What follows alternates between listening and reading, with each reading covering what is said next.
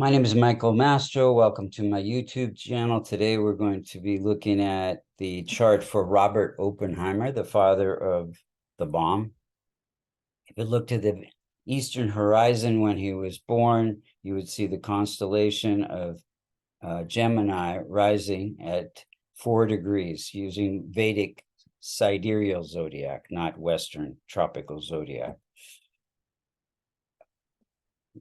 Today we're going to look and see how the planets were operating in his chart, and then when they're operating at different timings of events, and what could be done to strengthen the chart. So first off, Sun is ruling his house of success, and it's placed in his house of income. Sun gives leadership abilities, and he's definitely a leader in his field of physics, and also called the father of the bomb.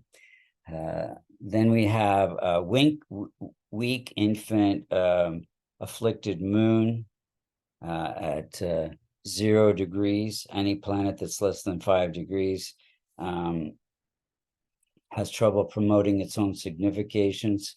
Moon is sitting in its own house of wealth.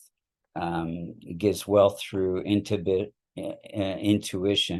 It affects the stability in his marriage. He did have a divorce and affair, and it affects the stability in his mind. He had dementia, schizophrenia, depression, anxiety, and the second house is also rules the throat. So he had throat cancer. Then Mars is ruling his house of income, gives him income through engineering abilities. Mars is a significator for the career of engineering. And Mars is also about cutting and splitting atoms. He was a scientist. Then we have weak old Mercury at 29 degrees. Any planet that's more than 25 degrees has trouble promoting its own significations. Mercury rules the 4th house of happiness and family life. So he did have a divorce, so that's weak. And then having a weak Mercury gives controversial speech. So he was considered a security risk for his controversial speech at one point. And then we have Venus, which is conjunct Jupiter. Venus is ruling, or excuse me, Jupiter is ruling the partnership house. And so it's sitting in the career house. So his partnerships in science, like with Einstein and others, very powerful conjunction. And then for Venus, which is also conjunct Jupiter, Venus is ruling the house of creativity.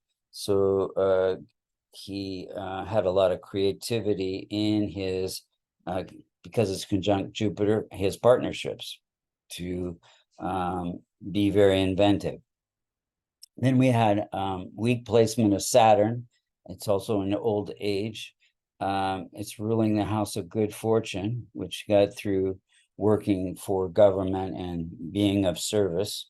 And that house also has to do with spirituality. Now, Saturn's sitting in the 8th house of vulnerability, which give him an interest in the occult sciences, very much into reading the Bhagavad Gita, and a supporter of Paramahansa Yogananda. Now, Saturn, because it's sitting in that house of vulnerability and it's weak, also gave him fear about the bomb and how it might destroy the world. Then we have challenging Rahu and Ketu, the only malefics in the chart. They are right on the rising sign degree, so they can afflict 6 out of his 12 houses. The 4th house of happiness and 2nd house of marriage and throat cancer, and then 6th house of health, 10th house of reputation, 8th house of death-like experiences, and the 12th house of depression. Let's look at the timing of events. His mom died during a Mercury period. Mercury rules the house of mother. And then his dad died in 37 during a Rahu period. Rahu is sitting in the house of family and unexpected. Rahu is a significator for unexpected events. Got married during a Jupiter period. Jupiter rules the house of marriage. Had an affair, and the person he had an affair with committed suicide, all during a K2 period. K2 giving unexpected events, tragic events. And then in 46, he opposed the bomb, and that was during a Rahu period. Rahu, controversial speech. Again, and more controversy during a Sun period. Sun is, the deterring his success. He was considered a security risk because he might be a communist, and he had his views of the bomb. In 65, he was diagnosed with cancer during a Saturn period. Saturn sitting in the house of chronic disease.